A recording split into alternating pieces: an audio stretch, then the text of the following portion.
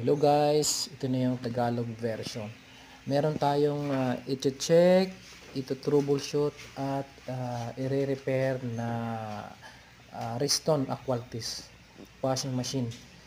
Na ito yung sa tropa natin guys, sabi niya check daw natin. Kasi hindi daw siya gumagana, nagkakaroon siya ng F15 error sa kanyang display.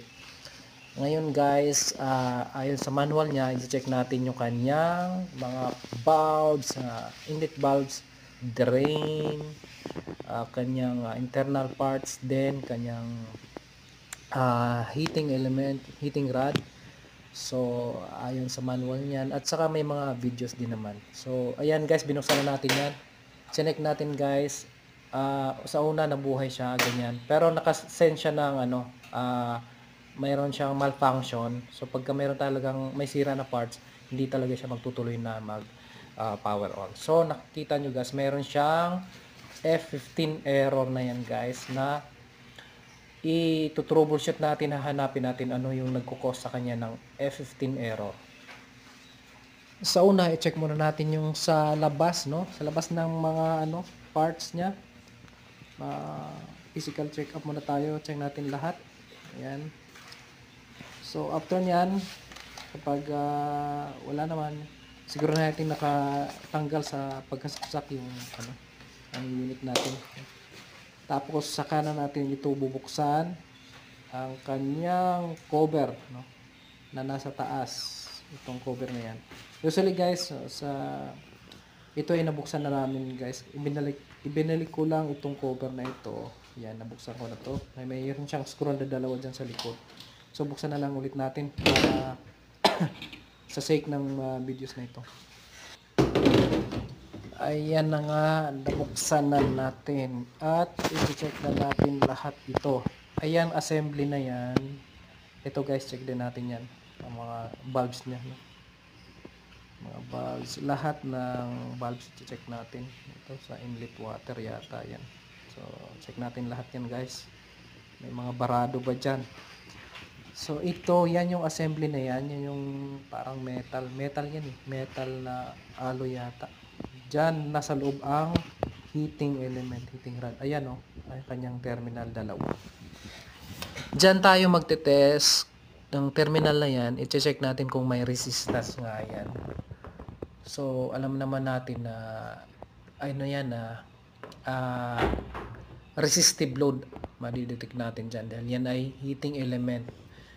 So i-check natin kung mayroon siyang resistance.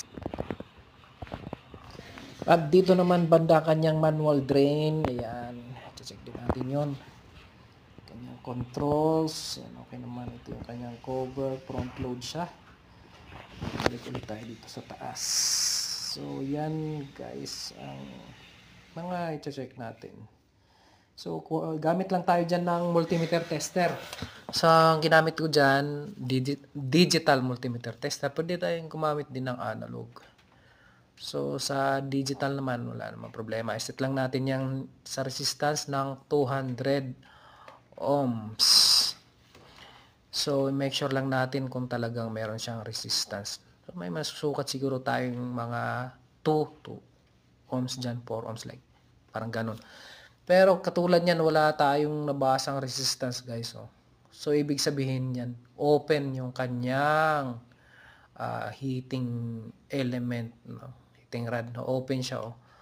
Walang palo, wala siyang reading. So kung nung sinort natin ng test probe natin, guys, nagkaroon siya ng reading, oh, ayan oh. So yan, nagkaroon siya ng closed loop reading. Oh, kahit ilagay natin sa kanya continuity, nagbabash yan at meron siyang ilaw. Test natin ulit para sigurado lang. Ayan, wala talaga siyang reading. So, ayan, talagang sira na yung kanyang heating element. Confirm na yan na papalitan natin siya ng heating rod. So, malaking bagay ang heating element na yan. So, nasa 1,000 watts din yan. Isa sa taas ng konsumo ng kuryente. Balik tayo dito sa kanyang manual drain. Ayan, pwede mo ring i-check yan, bubuksan mo lang yan, ikutin mo siya ng ano, ayan, pa kaliwa, no? Counter, clockwise. So pagkabukas mo yan, meron pa siyang tubig, no? Pwede mo yung i-drain yan kasi para hindi magbaha sa sahig. Ayan kasi malinis na, talagang nilinis ko na, nabuksan ko na rin yan. So parang may tubig pa nga rin siya, oh. Ayan, oh, ang dumi niyan dati, hindi ko lang talaga siya na-videohan, eh. Pero ang dumi niyan, may mga dumi yan dyan, nakabara. So, ayan, nilinis ko na. So, mayroon pa nga rin konti, eh. Ito naman yung kanyang manual pull. Kapag gusto mong buksan ang kanyang pinto o kanyang pinto niya sa harap. So, manually, pwede mong i-pull yon tapos bubuksan mo yung pinto. So, ipo-pull down mo lang yan, hatakin mo pababa, tapos ibuksan mo na yung pinto ng washing. Nabubuksan na yun. So, yan. Ang dumi talaga ng kanyang madumi yan. So, nalinis ko lang. So, after nyan, kasi pwede rin yan mag-cause ng sa isa sa 15 error. So, ngayon, pwede natin tong tanggalin, guys, kasi alam naman natin na yan talaga ang nagko-cause ng ng F15 error. Isa sa nagko-cause yan. Kasi kapag hindi maka-sense ng yun, reading dun sa kanyang wiring, hindi siya maka-sense ng heating element, heating rod. So nagkakaroon siya ng sa circuit niya nakikita dun sa kanyang monitor ng F15 error. So hindi magtutuloy ang kanyang pagpa-process, no, power on, no, ng pagto-turn on, no, operation, kanyang normal operation ng washing.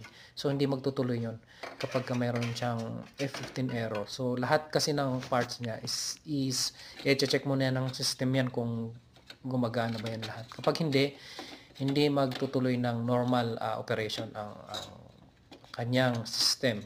So ganyan, guys, ang mangyayari diyan.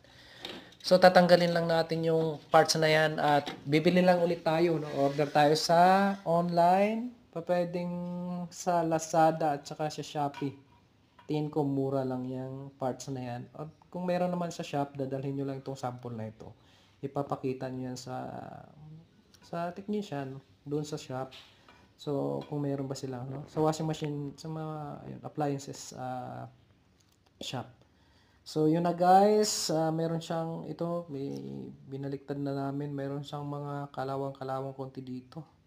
At nandyan ang parts niya ng motor. At doon sa baba, meron naman siyang circuit din. Ayun, no? Meron siyang circuit doon sa ilalim. No? Ingatan din na wag mabasa yun. No? Ito, konting linis-linis lang at papalitan ng pipinturahan lang at okay na. Hanggang dito na lang muna, mga troops. Kung may tanong kayo, kung meron lang, pwede naman tayo mag-comment sa baba. So, itatry natin sagutin yan kung kaya. So, yun lang muna. Maraming salamat sa panonood. Sa susunod na videos ulit, mga katropas, mga kanais. Salamat sa inyo.